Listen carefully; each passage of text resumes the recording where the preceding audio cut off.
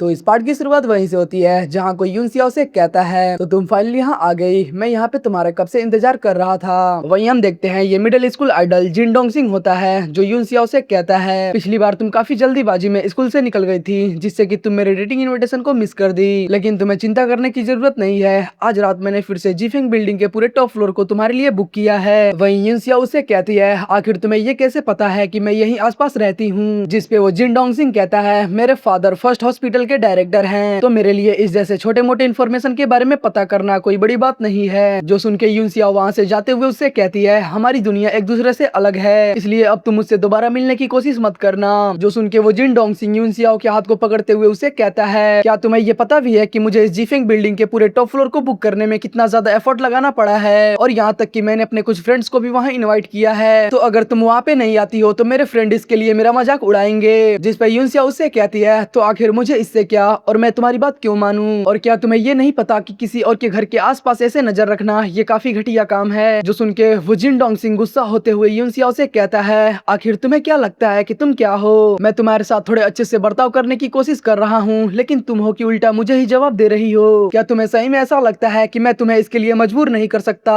तभी यून सियाओ अपने सर से उसके फेस पे हिट करती है और उससे कहती है तुम पहले जाके अपने डैड के हॉस्पिटल में अपने दिमाग को सही कराओ और मुझे परेशान करना बंद करो। साथ ही वो वहाँ से जाते हुए कहती है तुमने आज मेरे दिमाग को पूरी तरह से खराब कर दिया। जिसके साथ ही हम देखते हैं वो वापस अपने अपार्टमेंट में आ गई होती है जहाँ वो उस लायन किंग के क्यूब को देखते हुए कहती है ब्रदर क्या तुमने सही में इस छोटे से मैजिकल बिस्ट को खरीदा है, सच में ये काफी ज्यादा क्यूट है। जिसपे सीचन उससे कहता है हाँ और इसका नाम लियो है और अब से तुम इसी की देखभाल करने वाली हो। जो सुन के यून सियाओ कहती है वाओ ये काफी ज्यादा अमेजिंग है, अब मैं एक छोटे से मैजिकल बिस्ट को भी पाल सकती हूँ। साथ ही वो उसके बालों को सहलाते हुए कहती है लेकिन मुझे तो लगता था कि केवल एडल्ट लंस के ही इस जैसे बाल होते हैं, लेकिन लियो अभी काफी छोटा है लेकिन इसके बावजूद भी इसके बाल पहले से काफी बड़े हैं। खैर जो भी हो मैं कल ही जाके मैजिकल बिस्ट एडप्टेशन लाइसेंस को ले लेती हूँ। वहीं ये देख के सीचन सोचता है ऐसा लगता है यून सियाओ इस छोटे लियो के साथ काफी खुश है और अब मुझे इसके सेफ्टी के बारे में चिंता करने की भी जरूरत नहीं है। तभी उसके फोन पे कोई नोटिफिकेशन आता है जिसे सीचन चेक करता है। वहीं हम देखते हैं गिल्ड सुपरवाइजर ब्यूरो से उसे मेल आया होता है जिसमें लिखा होता है तुमने जिस एप्लीकेशन को सबमिट किया था उसे गिल्ड सुपरवाइजर ब्यूरो ने अप्रूव कर दिया है, अगर तुम इसके बारे में और जानना चाहते हो तो तुम गिल्ड सुपरवाइजर ब्यूरो से इसके डिटेल के लिए कांटेक्ट कर सकते हो। जो देख के सीचन कहता है मैंने जो एप्लीकेशन सबमिट किया था वो फाइनली अप्रूव्ड हो गया, तो अब मैं अपने प्लान को और अच्छे से प्रोसीड कर सकता हूँ। अब बस मुझे किसी तरह उस टाई ब्रेकिंग मैच को जीतना है जो आज से 6 दिन बाद है। जिसके साथ ही हम 6 दिन बाद ग्रीन लाइट फॉरेस्ट के आउटसाइड का सीन देखते हैं जहाँ गोंग सुआन सीचन और गोंग टिंग से कहता है तुम दोनों टाई ब्रेकर कैंडिडेट्स, अब मैं तुम दोनों को इस टाई ब्रेकिंग असाइनमेंट के डिटेल को अच्छे से समझा देता हूँ। काफी हार्ड डिसीजन के बाद हमारे स्कूल बोर्ड ने ये डिसाइड किया है कि ये tie breaking assignment green light forest के वाइल्ड डेविल केव में होगा। साथ ही इक्विपमेंट सर्वे और स्कैनिंग के बाद ये पता किया गया है कि ये वाइल्ड डेविल केव एक डी रैंक डेविल केव है, तो तुम दोनों के एग्रीमेंट के अकॉर्डिंग तुम दोनों का असाइनमेंट इसी डेविल केव के अंदर होने वाला है। लेकिन हमें इस वाइल्ड डेविल केव के इंटरनल एनवायरनमेंट के बारे में कोई भी इंफॉर्मेशन नहीं है, इसलिए हो सकता है कि इस डेविल केव के अंदर का जो खतरा हो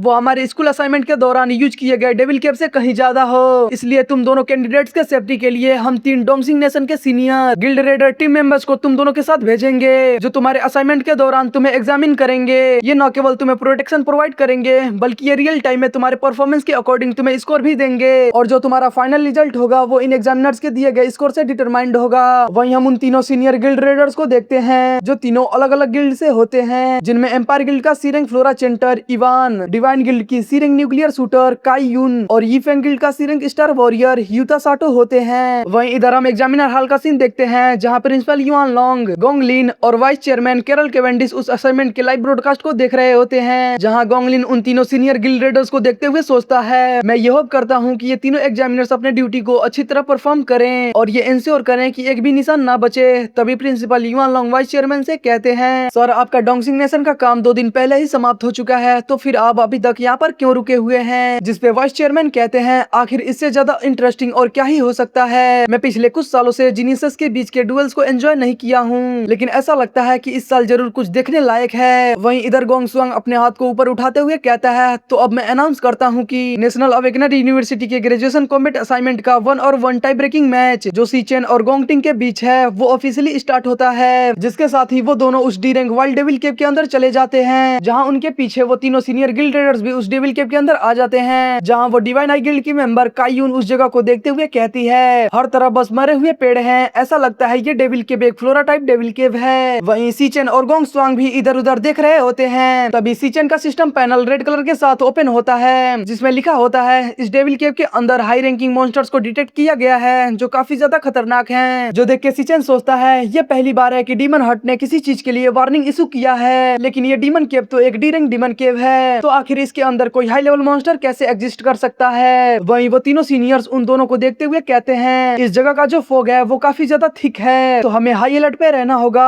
और ये मेक श्योर करना होगा कि हमारा नजर इन कैंडिडेट्स के ऊपर से ना हटे। तभी हम देखते हैं कि वहाँ की जमीन हल्की सी क्रैक होती है, जिसके साथ ही उसके अंदर से कोई चीज बाहर निकलती है। वहीं हम उस चीज को देखते हैं जो एक D rank Flora shooter toxic cage ant होती है, जो देख के गोंगटिंग अपने स्वॉर्ड को लेकर तेजी से उस टॉक्सिक एंट की तरफ अटैक करने के लिए बढ़ता है। जो देख के वो सीनियर्स कहते हैं गोंगटिंग का जो रिएक्शन टाइम है वो काफी ज्यादा फास्ट है, लेकिन इस वाइल्ड डेविल केव के अंदर के जो मॉन्स्टर्स हैं वो उन स्कूल के डेविल केव के मॉन्स्टर्स के कंपैरिजन में काफी ज्यादा स्ट्रॉन्ग और रूथलेस हैं। वहीं इधर वो टॉक्सिक एंट अपने क्रोसिव पॉइजन से गोंगटिंग के ऊपर शूट करती है, जिसे गोंगटिंग अपने शॉट से ब्लॉक करके उस टॉक्सिक एंट के वेनम ग्लैंड के 2 टुकड़े कर देता है और अपने शॉट को उसके बॉडी में स्टेप करके अपने न्यूक्लियर वॉरियर के इंसिनरेटिंग ब्रस्ट ब्लेड का यूज करके उसके बॉडी को राख में बदल देता है। जो देख के वो डिवाइन आई गिल्ड की मेंबर कहती है जैसे ही वो मॉन्स्टर अपीयर हुआ इसने तुरंत ही उसके ऊपर स्ट्राइक करके उसके लॉन्ग रेंज एम्बुश को रैपिड सक्सेशन के साथ नलिफाई कर दिया, इसलिए मैं इसके फील्ड रिएक्शन के लिए इसे 10 पॉइंट देती हूँ। जिसपे वो एम्पायर गिल्ड का मेंबर कहता है इसने तुरंत ही उस मॉन्स्टर के वेनम ग्लैंड को लोकेट करके उसके 2 टुकड़े कर दिया,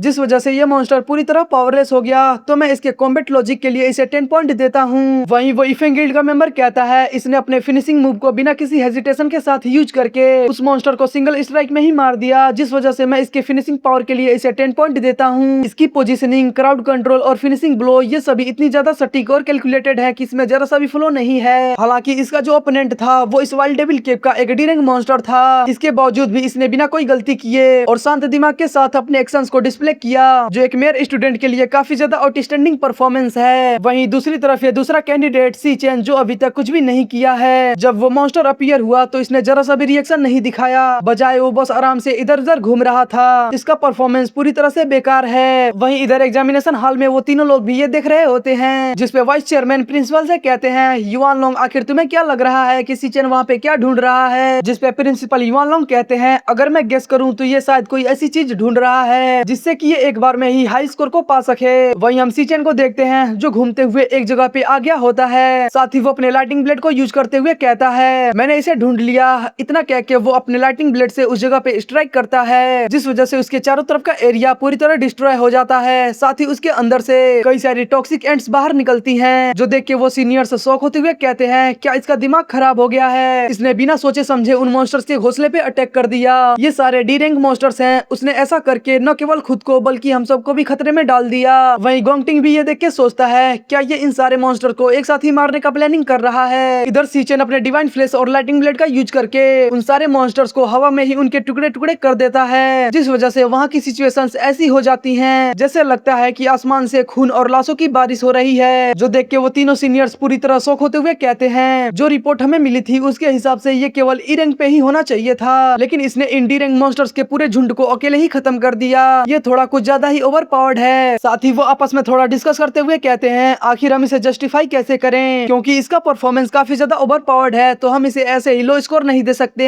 क्या हम ये कहें कि इसका एक्शन पूरी तरह रेकलेस था, और या फिर ये कहें कि इसका कॉम्बैट स्टाइल काफी ज्यादा रिपीटेटिव था। वहीं इधर वाइस चेयरमैन ये देख के हंसते हुए कहते हैं तुम बूढ़े घुसड़ गई के, तुमने ये बिल्कुल सही पकड़ा। असाइनमेंट के स्टार्टिंग में ही इतनी शानदार स्किल यूजेस को देखना ये सच में काफी ज्यादा दिलचस्प है। अब बस ये देखना बाकी है कि गोंगटिंग इस पे कैसे रिस्पॉन्ड करता है। तभी वो देखते हैं कि वो लाइव ब्रॉडकास्ट से सिग्नल को लूज कर देते हैं, जो देख के प्रिंसिपल युवान लोग कहते हैं आखिर अब ये दोबारा इस सिग्नल के साथ क्या हो गया। वहीं इधर हम उस डेविल केव के आउटसाइड का सीन देखते हैं, जहाँ एक ओल्ड असिस्टेंट जो उस डिमन केव को मेंटेन कर रहा होता है वो देखता है कि उस डिमन केव का जो रैंक होता है वो चेंज होकर उसके रैंक के सामने क्वेश्चन मार्क लग जाता है। साथ ही उस डिमन केव में एबनॉर्मलिटीज होने लगती हैं, जो देख के वो ओल्ड असिस्टेंट चिल्लाते हुए कहता है आखिर उस डिमन केव के साथ क्या हो रहा है। वहीं वो देखते हैं कि उस डिमन केव का एंट्रेंस वहां से पूरी तरह गायब हो जाता है, जो देख के गोंग स्वांग घबराते हुए कहता है आखिर इस डिमन केव का जो एंट्रेंस है वो अचानक से यहाँ से कैसे गायब हो गया। जिसपे वो ओल्ड असिस्टेंट कहता है मुझे भी ये नहीं पता कि आखिर यहाँ पे क्या हो रहा है। इक्विपमेंट में सडनली सिग्नल एबनॉर्मलिटीज दिखाने लगा, जिसके बाद कि इस डिमन केव का एंट्रेंस अचानक से गायब हो गया, जो सुन के गोंग स्वांग चिल्लाते हुए कहता है जल्दी से हेडक्वार्टर से बैकअप के लिए रिक्वेस्ट करो।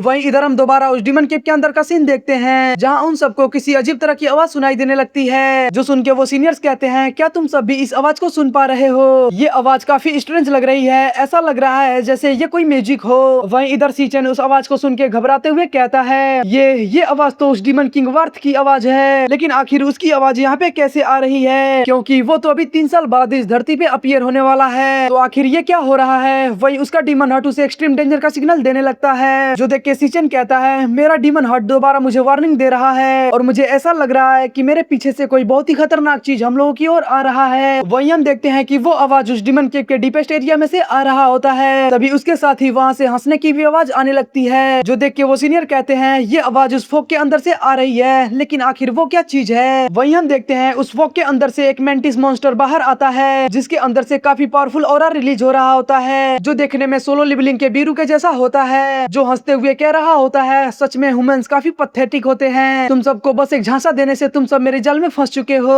वहीं वो सीनियर्स ये देख के घबराते हुए कहते हैं, एक मॉन्स्टर जो ह्यूमन लैंग्वेज में बात कर पा रहा है, इसका लेवल सी रैंक हाई टायर और उससे भी हायर हो सकता है, लेकिन आखिर एक डी रैंक डीमन केव के अंदर इस जैसा मॉन्स्टर कैसे अपीयर हो सकता है? साथ ही वो अपने वेपन को लेके गोंगटिंग और सीचन के सामने आते हुए कहते हैं, एक इस लेवल का मॉन्स्टर जो कि ह्यूमन लैंग्वेज में बात कर पा रहा है, वो तुम कैंडिडेट्स के बस के बाहर है, तो तुम सब मेरे पीछे ही रहो। तभी हम देखते हैं कि उस सीनियर के हाथ पे एक कट का निशान लगता है, जिसके कि तुरंत बाद ही उस सीनियर का हाथ कट के हवा में चला जाता है, जो देख के वो बाकी 2 सीनियर्स पूरी तरह शॉक हो जाते हैं। वहीं वो मेंटिस मॉन्स्टर तेजी से गोंगटिंग के पीछे आ जाता है और कहता है, तुम सबके सब यहीं पे मरने वाले हो। साथ ही वो अपने उस नोखीले हाथ को गोंगटिंग के बॉडी के आर पार कर देता है और कहता है, तुम सब बस एक कीड़े मकोड़े हो, जिसे मैं जब चाहूँ और जैसे चाहूँ वैसे कुचल सकता हूँ। जिसपे गोंगटिंग अपने स्वॉर्ड का यूज करके उसके हाथ को काट देता है और उसे एक लात मार के दूर कर देता है। साथ ही वो सीचन से कहता है, सीचन, इस लॉर्ड ने सबसे पहले मेरे ऊपर अटैक किया है, तो इस रेड के प्रिंसिपल के हिसाब से ये केवल मुझे ही बिलोंग करेगा, तो तुम मेरे इस फाइट में इंटरफेयर मत करना।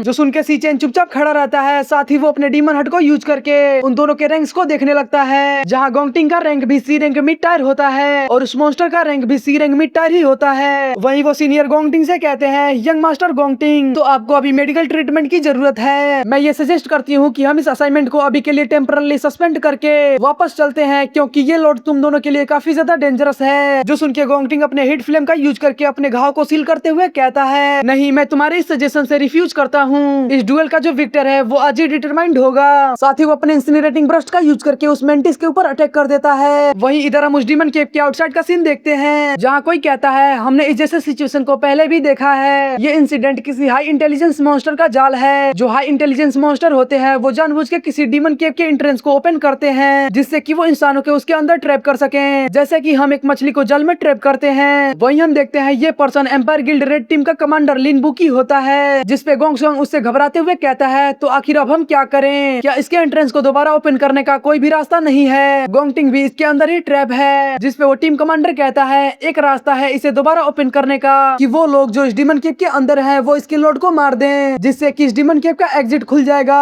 जो सुन के गोंगसोंग कहता है, एक डी रैंक डीमन केव ज्यादा से ज्यादा सी रैंक लॉर्ड को ही प्रोड्यूस कर सकता है, और इन दोनों कैंडिडेट्स का एवरेज कॉम्बैट पावर पहले से ही सी रैंक के आसपास है, तो अगर वो उस लॉर्ड को मारने में कामयाब हो जाते हैं तो ये ज्यादा प्रॉब्लम की बात नहीं है। जिसपे वो टीम कमांडर कहता है, नहीं, ये डी रैंक डीमन केव केवल एक रैंक क्लासिफिकेशन है जो उस लॉर्ड के द्वारा क्रिएट किया गया है। अगर मैं अपने ऑब्जर्वेशन के हिसाब से बताऊं तो उन बेसिक अवेकनर्स के गायब होने के पीछे का जो ट्रू कल्प्रिट है वो यही डीमन केव है, जिसके की बारे में हम इतने समय से जांच कर रहे हैं, और दरअसल ये एक बेहद ही खतरनाक डी रैंक डीमन केव है। और इसी के साथ ही हमारी ये पार्ट यहीं पे कंप्लीट होता है। तो मिलते हैं इसके अगले वीडियो में, तब तक के लिए वीडियो को लाइक करके चैनल को सब्सक्राइब कर दीजिए। धन्यवाद।